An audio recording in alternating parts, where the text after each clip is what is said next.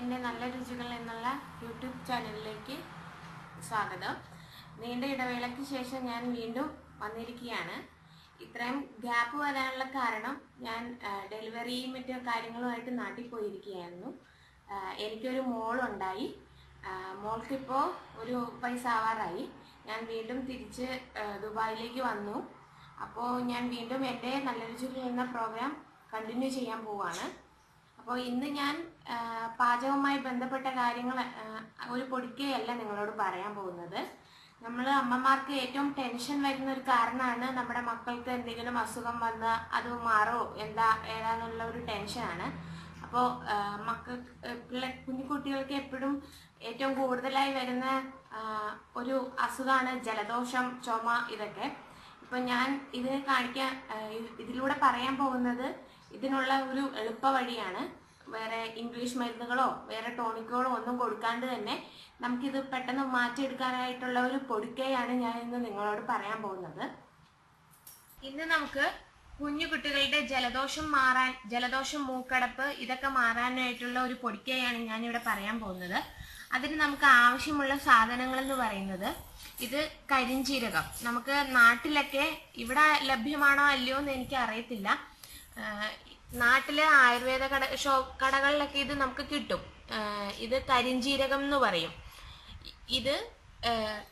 ഈ കരിഞ്ജീരകം നമുക്ക് ഇതിപ്പോ പാരച്ചൂട്ടിന്റെ എണ്ണയാണ് ഞാൻ ഇവിടെ എടുത്തിരിക്കുന്നത്. നമുക്ക് നാട്ടിലെ സാധാ വെളിച്ചെണ്ണ ഉണ്ടെങ്കിൽ വെളിച്ചെണ്ണ യൂസ് ചെയ്യാം.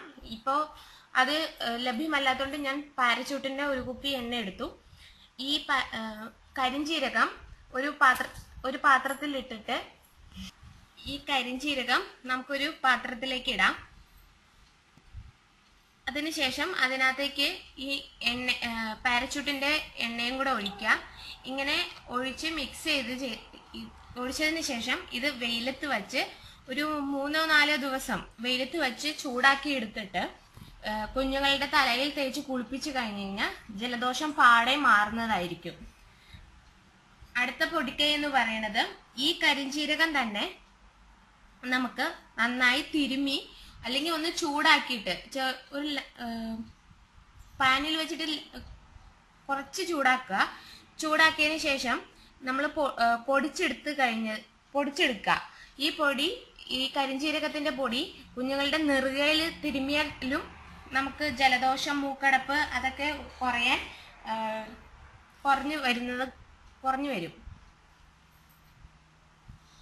ഈ അടുത്ത ടിപ്സ് എന്ന് പറഞ്ഞു കഴിഞ്ഞാൽ ഈ കരിഞ്ജീരകത്തിന്റെ പൊടി ഒരു കിഴി കെട്ടി, അതായത് ഒരു വെള്ള തുണി എടുത്തിട്ട് അതിനകത്തേക്ക് കരിഞ്ജീരകത്തിന്റെ പൊടി ഇടുക.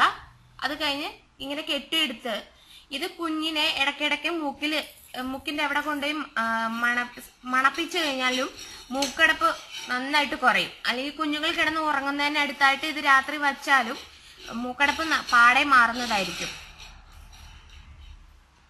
ഈ ടിപ്സുകളെല്ലാം നിങ്ങളെല്ലാവരും ട്രൈ ചെയ്ത് നോക്കുക. ഞാൻ ഇവിടെ എൻ്റെ മോൾക്ക് ഇതെല്ലാം യൂസ് ചെയ്തിരുന്നു. ഞങ്ങൾ ഇങ്ങോട്ട് വന്ന ഉടനെ തന്നെ ഇവിടെ ക്ലൈമറ്റ് ചേഞ്ച് ഒക്കെ ആയിട്ട് എൻ്റെ മോൾക്കും ജലദോഷം വന്നിരുന്നു. ഞാൻ ഇത് യൂസ് ചെയ്തതിന് ശേഷമാണ് മോളിലെ ജലദോഷം പാടെ മാറി കിട്ടിയത്. അതുകൊണ്ട് നിങ്ങൾ എല്ലാവരും ട്രൈ ചെയ്ത് നോക്കുക. ഇനി നമുക്ക് അടുത്ത